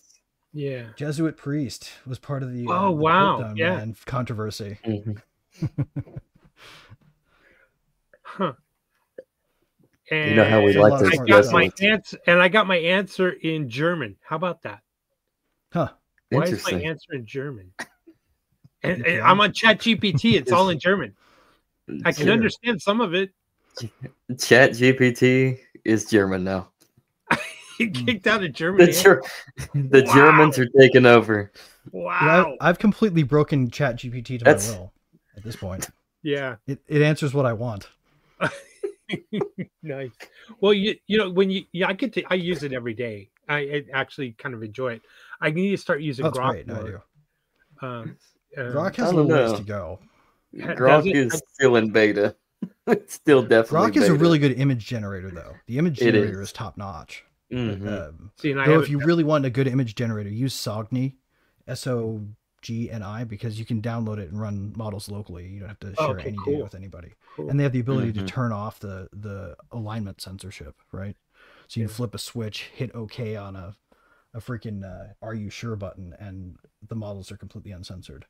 So I like having arguments with ChatGPT. Or gross, depending on what kind of person you are. But when I'm walking the dogs, I'll have my headphones on, and I'm having a conversation with ChatGPT on a topic that I want to learn about or know, or I'll start an argument with her. You know. Oh, I prepped the show by. I was like, I usually or used to listen to podcasts that I like, that put me in the right frame of mind or gave me the right information before I come on something like this. Like, neat. I listened to CBD stuff before I came on here. Oh, okay. And this time I listened to the read aloud response that ChatGPT gave me to some questions instead of a podcast, because it was the best thing I could find. It's quick too. It's quick, easy. And it's as robust as you pre-ask it to be. So you can tell it to be like super in-depth and do your damnedest to overrun my capacity for detail. And it'll pay attention to question or to prompts like that. I had 15-minute live stream custom made for me before I got on here. Oh, nice. I had a long it's ongoing, an argument with ChatGPT about universal basic income, but having a merit to it, and it keeps wanting to revert back, say, well, no, the whole purpose of universal basic income is no merit. There is a legitimate case for it, actually. There's one. I agree, but the idea of no merit within it, I was like, no, let's have a merit. Let's throw in merit. And to suggest, I think it bugs me is they think their research so far has said anything about the question. Because I did the same thing once with near-term termination deadlines. I did the same thing with ChatGPT like a couple months ago, and I said, ChatGPT, write me a short novel, like short novella of a dystopian novel, and I ended up getting. I saved it on my phone because it was actually really good. But it called it the Council of Shadows. And I'm like, dude, nice. And it awesome. literally it's basically it's a good trope. Pretty much about it's basically I think I typed in like give me a short dystopian novel based around the Federal Reserve and the future or something, and it gave me this book called The Council of Shadows. I'm like, okay, it's actually pretty interesting. So it's awesome. You should seriously go the rest of the way. There's another AI you can drop long form notes into and have it shoot out it ready to publish on Amazon ebook. Yeah, and then I'll publish it under the pseudonym of, I don't know, AJ Spooner. We can come up with something good. So AJ Spooner. That one's a shout out to Andrew. Nice. There you go. That would be good. That would be good. I apologized earlier. Did you guys your hear appearances? You can go by Al. Did you hear my German Shepherd bark? I don't know if you could hear it or not. He had treed a possum. Oh, cool. And I had to pull him off the tree and get him inside. Now my wife just let her little dog out, and so my little dog's going to probably find it and start barking at it. Oh God. So you want to talk about barking dogs, man? Get some Pomeranians. Yeah, no kidding. Yeah, we have like one of those water dog things with the really high pitched yelps. That same breed as the one that shat on the White House lawn for 8 years, whatever that was. You guys remember it, right? The something water dog. The water. Anyway, high pitched yelp, very obnoxious. This dog can hear like crazy too, and it hears the palms anytime they bark, and then it starts in its thing. You can hear that on the other side of my house in the middle of the night with wind. It's freaking amazing. Dogs are awesome. They are. We have 3 dogs. All rescued. We love them. Oh, shoot. Oh, they are. I miss mine. So, but it's been. I don't know if I'll ever get a dog. Maybe soon. Maybe down the road. But once you lose all your dogs, man, hard. It's hard to get another one. They're family. You care about them. It's a certain amount of freedom you get back. Sure. That's true. That's true. The loyalty, the unquestioned loyalty. Yeah. I got 4 little cats now they're 4 now. Good. And, that's good. They're basically dogs. So at least one of them thinks it's a dog. Never seen a dog in his life. He's probably as big as a little dog. Probably bigger. Well, I can relate to that. We have 4 cats and 3 dogs. So. They all get along. I don't have any. They all get along. I don't have any cats. They do. But my co-founder Austin does. He's the guy who actually wrote all the tech. His cat names are the perfect I wrote all the tech guy cat names. He has true and he has false. Oh, nice. True and false. the most. We love it. That's technically adept cat naming mechanism I've ever seen. His binary cat. Yeah. My cousin's cat just had babies, right? 4 of them. He gave 2 of them to his mom, and he didn't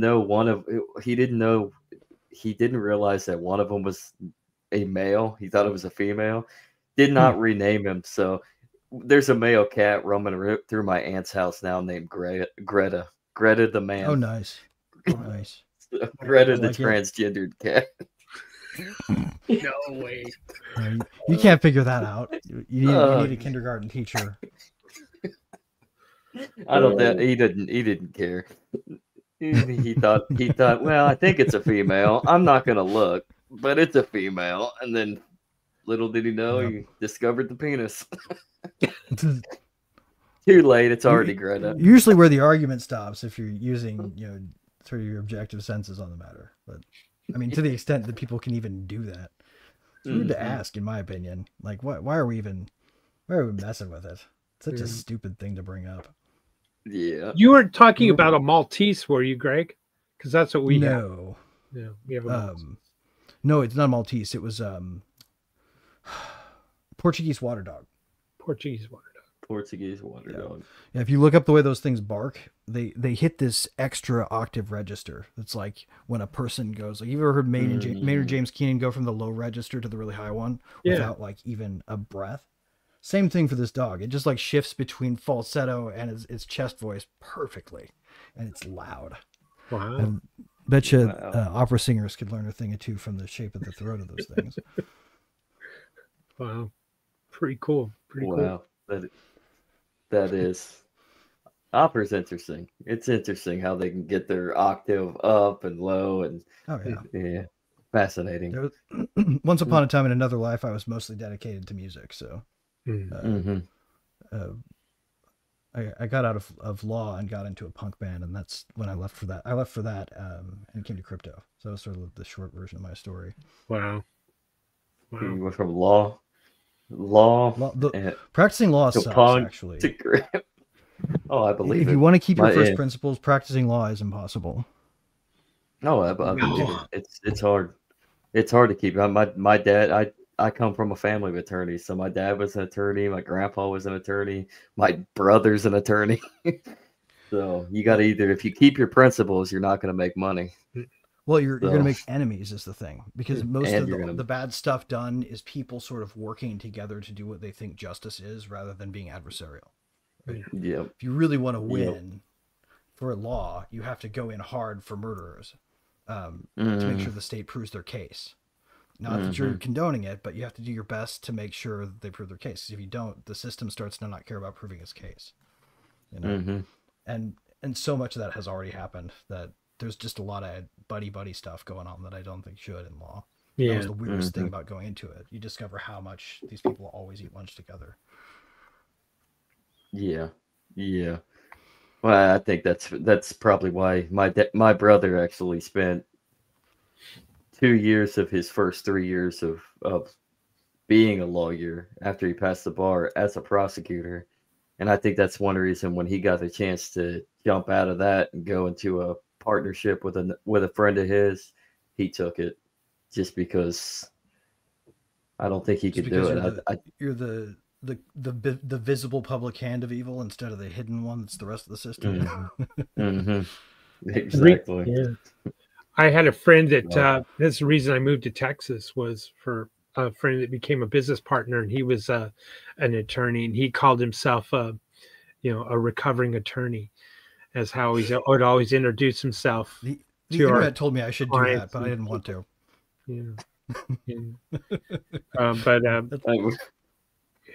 it's tough. It really is. It's and then also then of course, when you surround yourself with a bunch of attorneys at the state capitol and see all the crooked bullshit that's happening in the hallways that doesn't happen in chambers or committee. I could tell stories. Oh, I know you could. You and I both. Holy shit. The way that Indiana is run is ultimately by a closed door meeting that even technical staff can't get in. Oh, yeah. Or in the hallways. It's impressively oligarchic. The hallways. Yeah.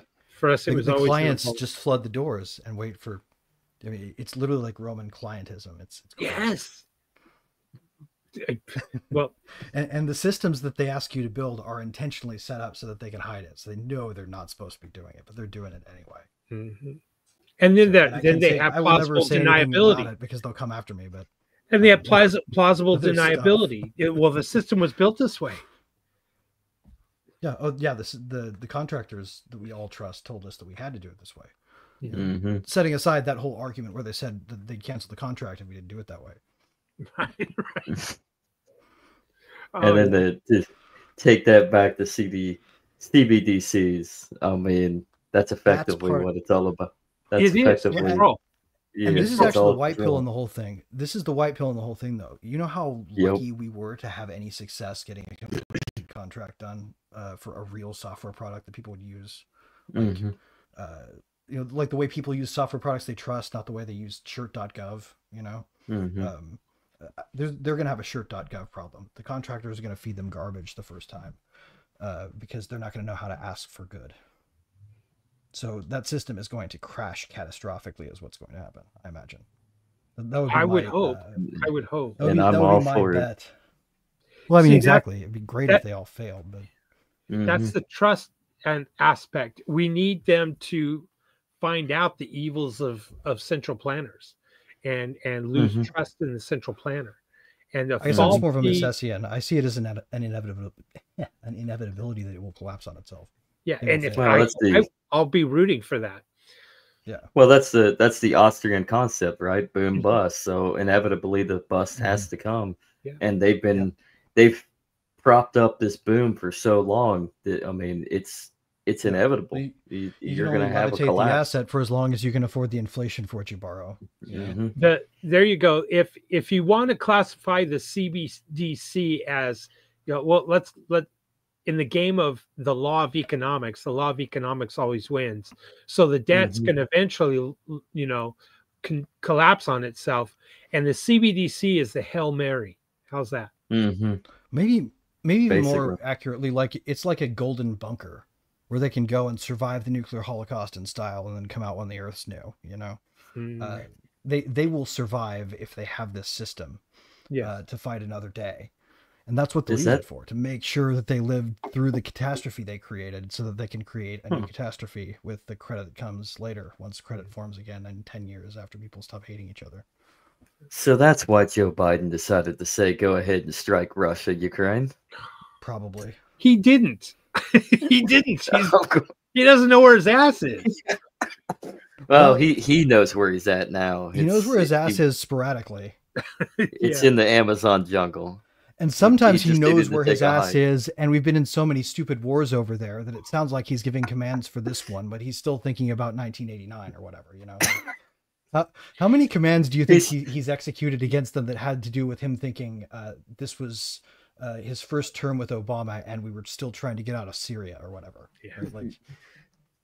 Yeah. I think tune in next week and we're invading Grenada again. Yeah, right, exactly. Like weird things from the past keep happening in war, and I think it's because he loses time period and sort of ends up like, oh, it's the Cold War. I'm Joe Biden in the 80s or whatever. Well, here's the question. Is the CBDC going to prevent a national divorce within the U.S.? Well, I mean, you saw what centralized control over currency did to the trucker protest. I mean, I think it's that Hail Mary that inevitably is either going to just collapse it all, or it's going to centralize everything and enslave us all. Or it's a Hail Mary that's going to work for a little while. Here's a question for you guys. Do you think there's a button they could hit that would cause it to collapse immediately? Like if they change one parameter a certain way, they could... They could press that button right now to bring about CBDCs. And everyone's going to fall in line and say, yeah, we need it. What if the only option to getting groceries for an unforeseeable amount of time is to submit to using it? Normies will be bribed easily. Well, I mean, they did implement the test program as a way to distribute aid to people who were in need at an institutional level. It very well may be that they were testing personal account capacity for sending aid money, which is something they've already been on record saying it would be a benefit to them if they could do direct incentives. Yeah. So I think there's a chance they're sitting on the thread they can pull to make the whole freaking tower crumble over and working on the technology as a prerequisite to pulling it. Well, what do you guys think on if the whole Chivo experiment in El Salvador might just be a test for the unraveling of CBDCs? I mean, I know it's Bitcoin. They've already proven that they can't force Bitcoin adoption, Yeah. Well, they did go that's about a great it thing for U.S. expats and people trying to escape from India for whatever reason. But it's not let's play a hypothetical. All that relevant to them locally. What if El Salvador had adopted Bitcoin Cash or Litecoin instead of Bitcoin, and the transaction fees would have been so small, it would have worked that way. They wouldn't have to have used a centralized wallet like they do. I still don't necessarily think the fee situation is anything other than sort of like an illusory problem, right? Because we do stuff like conglomerate transactions into batches that we send with the current infrastructure because we have so many things we have to record, right? The reason Visa Network needs all that throughput isn't because they're doing things as efficiently as possible. It's because they're doing a lot of reporting, a lot of recording, and a lot of bullshit. A lot of that stuff could be completely... I would beg to differ in that there's still a lot of transactions. You know, Right, Chris, there's still a lot of time transactions. 60,000 transactions a second or something like that. Come on. Right, but you can get a signal received confirm that's you can be pretty confident something's in the mempool without having the transaction complete. True. Depending on Like how fast Bitcoin something Cash. needs to get done, that it's in the mempool is enough to know that it's on the way, right? Just like Bitcoin Cash. Rent can be considered paid as soon as the technology to detect it at that position is when you're treated as current. And I still believe, like the double spend problem, while that transactions waiting to be confirmed is very minimal, very very slight chance. Well, except for like at the open markets desk, where they practice that as a way to create money in a constant cycle of rehypothecation. That's really crazy. True. But again, answer the question: do you think it would have been different had they not used a government wallet and been essentially off chain in El Salvador and used something like Bitcoin Cash or Litecoin or something like that, or DigiByte? I feel like the thing that he did there was for the future, right? I think it was a lure to bring people in and to give people a future hope narrative that they could follow.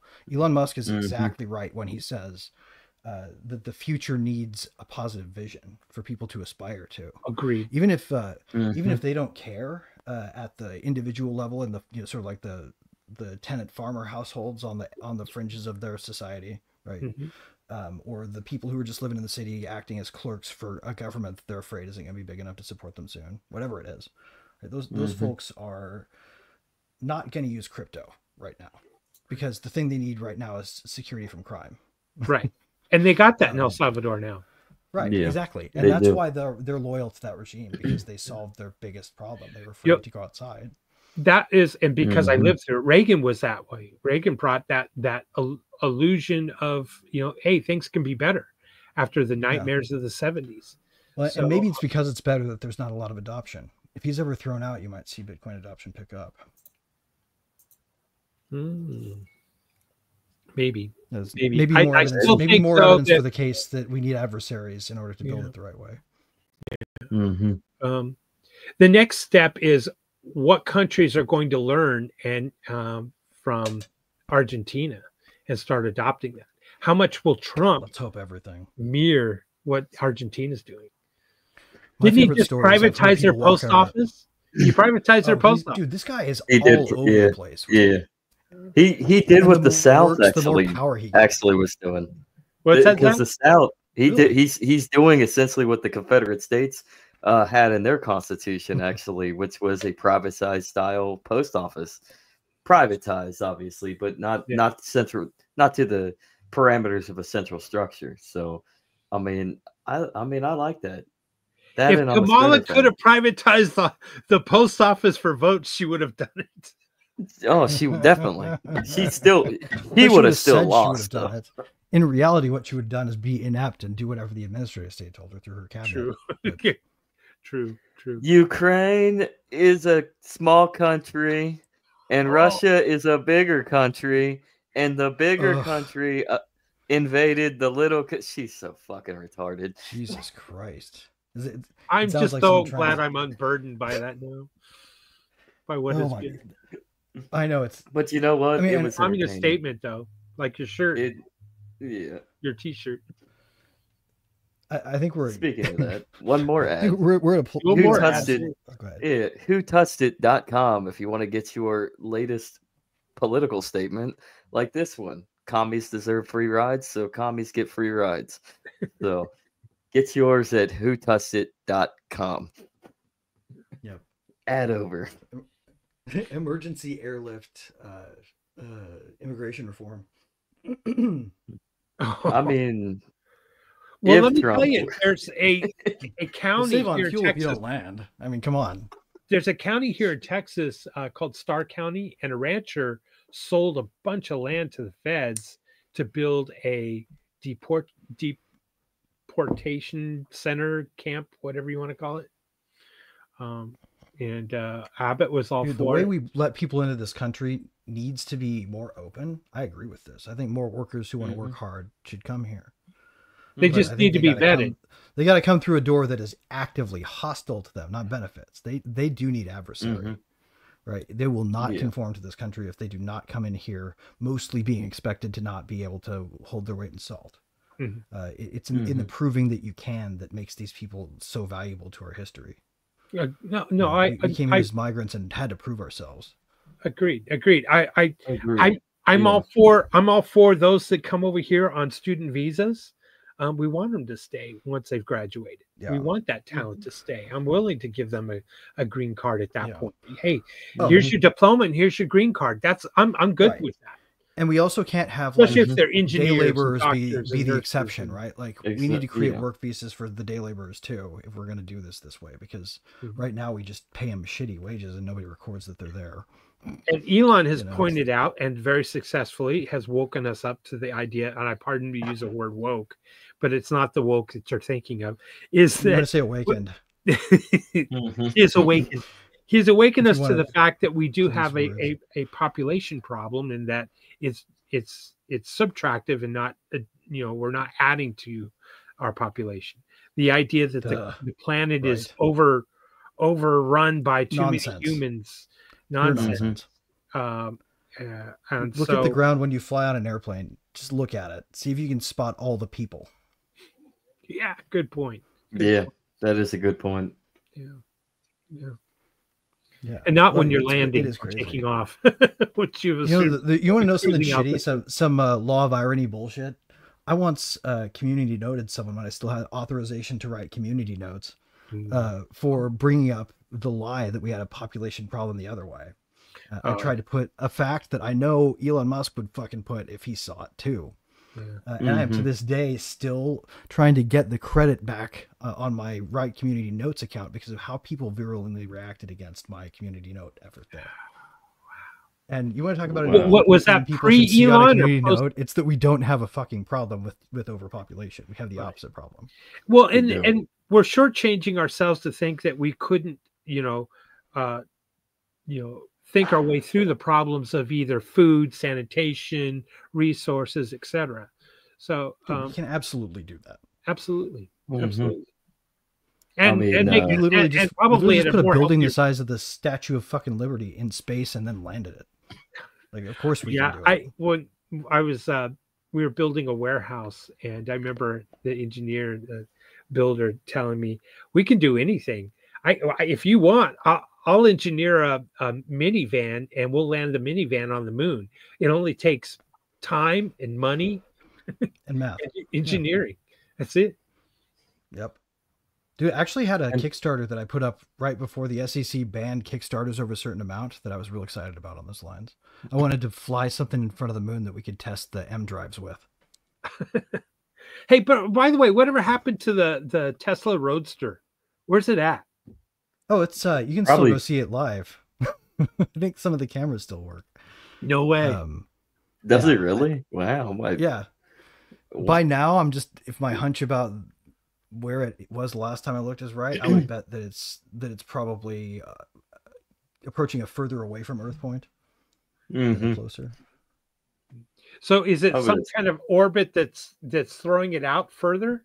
Could be what? right. No, that doesn't. No, it's actually in a decaying orbit. Ultimately, it will crash back into the Earth. Oh, okay. Yeah. Well, I mean, there's a small chance it'll hit some. The thing is, when you project out that far, thanks to what are called I can't name. I always forget the name of the scientist. The guy who came up with the limit for chaos, where like closed systems, you can no longer predict the entropy, but. Essentially, the further away from where it's going to land it gets, the lower the probability goes that we can guess where it's going to land. So it might hit Earth with 50% probability in 20 years, but the same situation in 50 years means the probability is even lower because we can't calculate out that far. Lyapunov times. This is Lyapunov times? Yeah, Russian scientists invented this idea. The idea that there's a mathematical coefficient approaching 1 that you can use to represent the horizon of predictability in a chaotic system. Cool. So like nobody can ever get to 1, but you should optimize towards 1. Interesting thing is they released, I learned about this from an AI that somebody announced in a research paper that isn't all that popular yet. It's called reservoir computing. You're going to hear about it in the future, I guarantee. the idea can get out past 8 Lyapunov times with any chaotic system. Like it predicted a fire front out that far that they simulated, and it was mind melting. The clockwork universe might not be beyond us, actually. I was having an argument with ChatGPT that stop cannot equal 0 because there is no such thing as no movement. It's kind of funny. It's true. Yeah, we're always moving. Well, I mean, through space. Though you have to say for sure also that math is an overlay on the world. Right. And that in set theory, even the set of all describable phenomena cannot be confirmed to be described by all possible sets of mathematical functions. So like we don't even know if there's stuff that's outside of math. Right. And we can't use math to get there. No, we can't. So with that caveat, right? Yeah, math. Learn math. Our 17-year-old is getting ready to, he's looking at college and going into maybe probably mathematics, which is kind of scary because of AI. Cool. What's that? No, I think it's more relevant now. And then so math, especially like, okay, well, especially with AI, computations, mathematic computations, and well, I mean, theory is where it's going to be at, right? Theory, yeah. They're going to be able to go for like P equals NP with the kind of AI they're going to have in 10 years. Like, serious major problems in mathematics will be soluble soon. It's kind of neat. And it was interesting because college night, and they talked about we're getting the impression that biology is going to be a better major than chemistry. Chemistry with AI and robotics is going to be kind of pretty much biology and nanotech are the same thing, I think. Yes. So staying ahead of AI and robotics is going to be very difficult. They're talking about this next decade is going to be the decade of the working class. Your plumbers, your electricians. When it costs you the price of less than a freaking stripped down Nissan Versa to get a robot worker that you can take all the proceeds of work from, and it doesn't care. Like it'll come home from work, give you all it earned, and then go mow your lawn while you enjoy the fruits. Right. This is the future we can have. Right. Yeah. That's that's my white pill moment. That's the brilliance of it. The issue is the economic upheaval as that we start just have transitioning. to make sure they don't outlaw the one way that this will work, and that's the one where the system doesn't control it. That's why this is such a crucial moment. All the people, all the businesses that mow the lawn, they're going to go out of business, and then are they going to march on City Hall, and City Hall's going to say, "We're banning in this city robots mowing lawns." This is why people who can use robots to mow lawns need to get a lobby going as fast as possible. Yeah, exactly. I need the legislation passed that it's okay to have a lawn mowed by a robot. And the negotiation process will be, okay, so long as it's not a gas robot. Done. We'll agree. Gas-powered robot. It's like a gas-powered cell phone. I guess you could have it. Yeah. So that's the countering, just to get them to imagine. The carburetor's going Fritz on my phone. Exactly. No, it's a damn stupid politician. At the city level, you're like, oh, I don't know about that legislation. I go, no, you got to understand here. We can't have carbon creating, lawnmowers pushed by robots. Yeah, that's right. That's right. Well, isn't that interesting though? Because like we all bitch in mode at the it's interesting because we bitch in mode about the federal government, but it's really everything that goes down is the legislation that we actually deal with is on the local level, and it's the idiots that are locally that are passing all these ordinances and regulations for all this green energy bullshit. The secret is that the clients are writing the legislation. I mean, the biggest open secret ever. But like the environmental companies that are winning the race for wind are the ones who are writing the language that they're using to give themselves an unfair market advantage. Like mostly legislation is the process by which special interests who are no longer free to live in an oligarchy can oppress the free market system and gain sort of oligarchy level privilege of the old world. It's like it's life support for people who got by on their nobility. Exactly. Well, anyways, fellas, anything else? Any other concerns, points, debates, questions that you would like to review, assess? No, too many. Only thing I would like to mention is that I wasn't trying to shill Xano at all. I want everyone to do their own due diligence and their research. For anyone watching or thinking that I'm a don't shill buy it, build something in it for fuck's sake. Yes. Make something use happen. it. Better use it and learn. Yeah, don't read a prospectus, read the documentation for the code.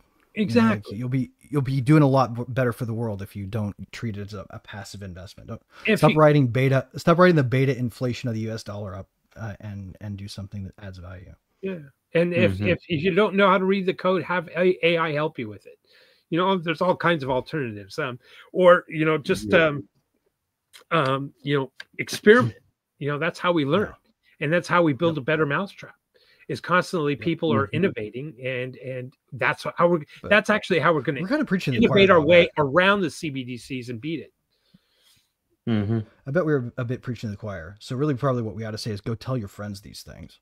Sure. Go tell the people who don't understand what you're saying when you bring this shit up. Also, because I know that happens to me a lot. Yeah. Right. Like, go say it to them until they get it. What the problem is.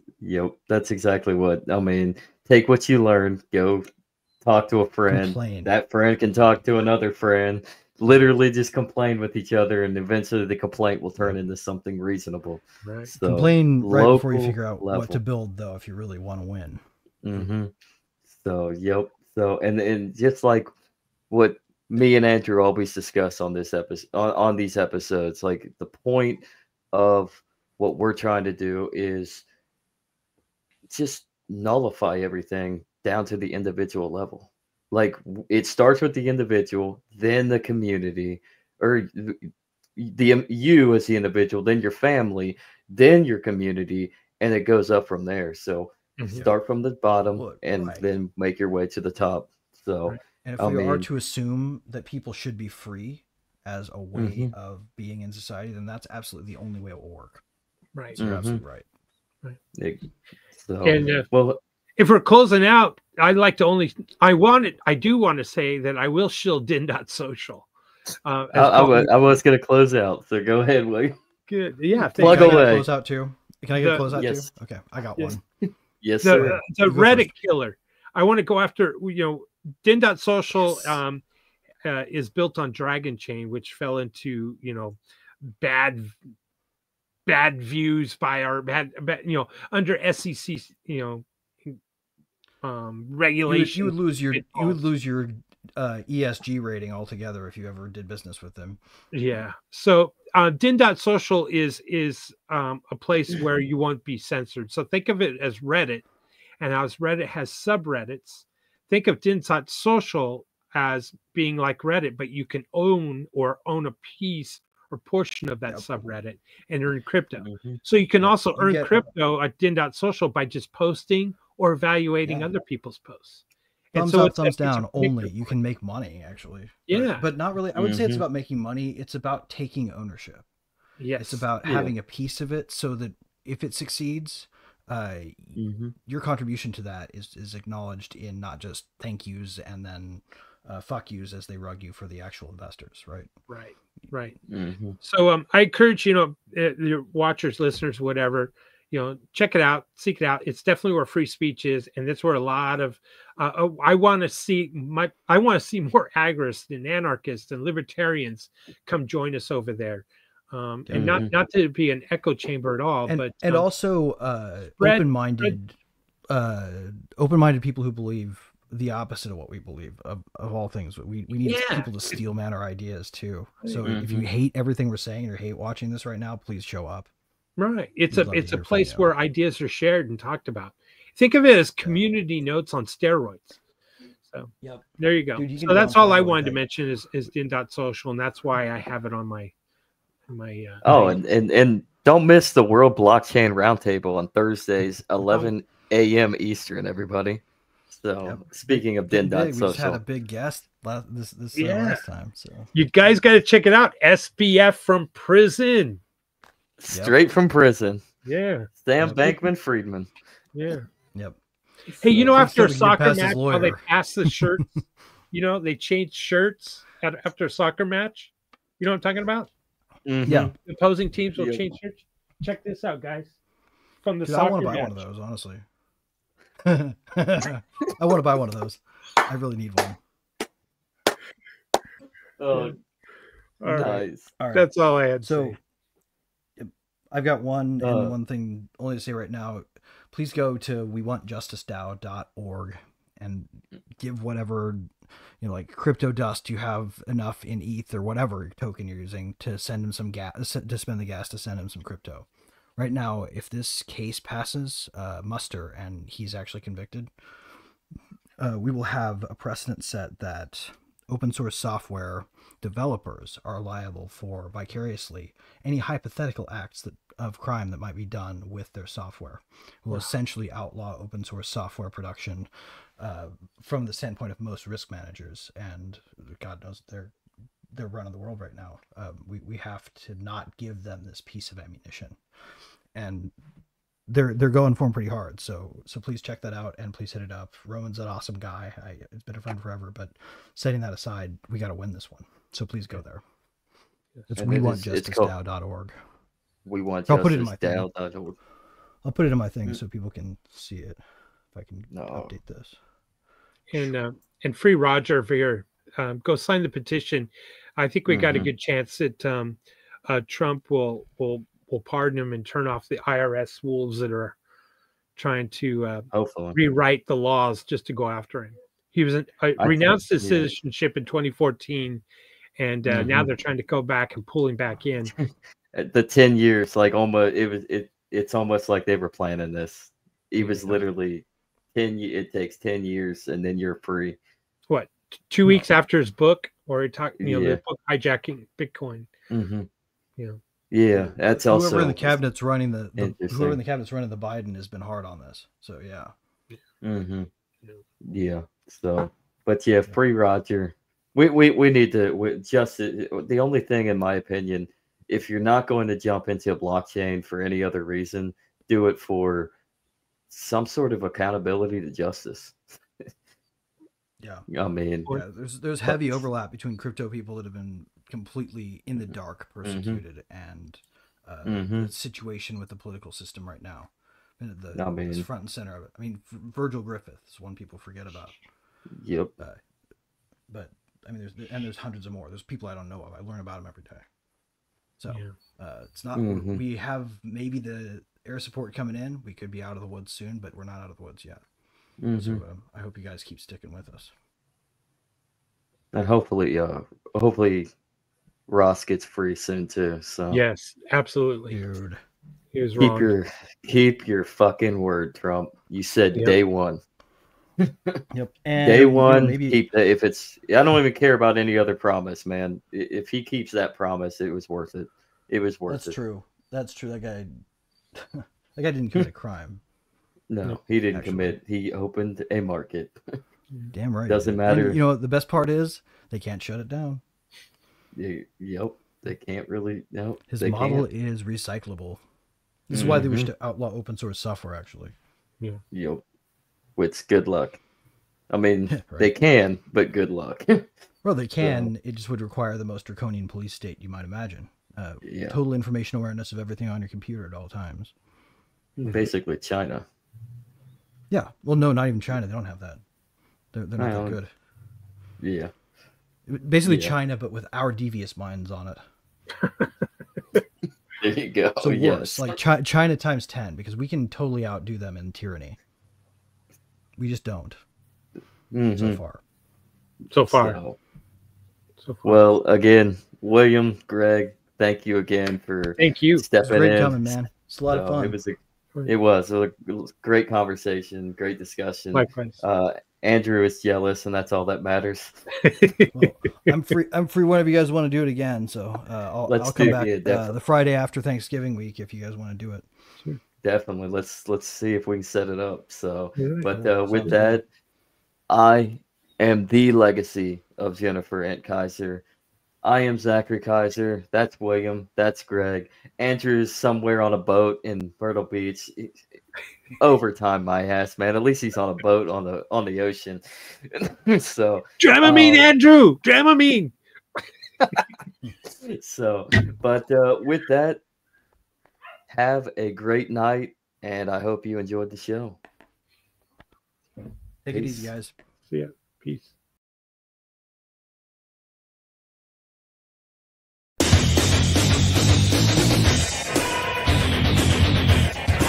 Good evening, ladies and gentlemen. I'm Gene Okerlund, and I'd like to welcome you to WCW Nitro.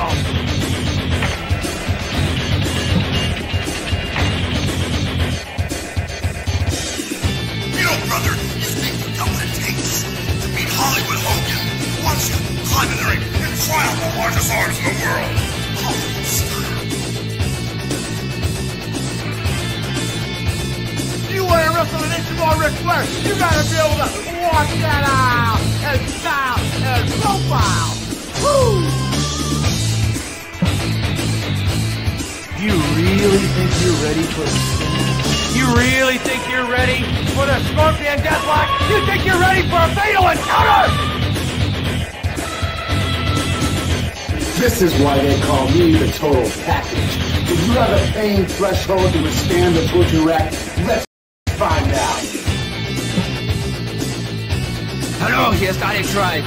Wenn ihr High-Flying Wrestling Action wollt, Spinning Sidekick, Top Turnbuckle Dropkick, dann nehmt mich. Der Sieg ist euch sicher. Versprecht euch. Oh yeah! Watch the flying elbow drop off the top rope. Not only beat people 1, 2, 3, but I hurt him real bad. It only takes one of 1,000 holds. You think you're man enough for the challenge? You better be ready to wrestle, because you know, when you're getting in the ring with Eddie Guerrero, it's going to be high-flying and exciting. Hey, anytime you feel froggy, man, I'll slap on the buzz killer, rip your shoulder right out of socket. Wolfpack style! Hey, funky boy. Like there's a choice here? Good God! Pick the man with the plan. Pick DDP. Hey, all you suckers out there, you wanna play the game? You wanna play with the big boy? Put your feet on the button, cause when you go down 110th Street, it's gonna be on like Netbone, sucker. This is Booker T from Harlem Heat, hardcore OG brother from 110th Street. The minute you punks got the guts to step up to the plate, push the button. Yo, Chico, you selected Scott Hall? Get ready for a wild ride on the outside.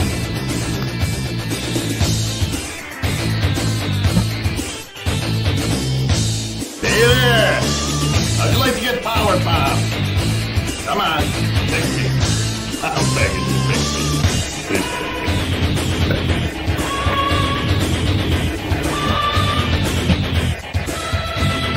You think you got the courage to step in the ring?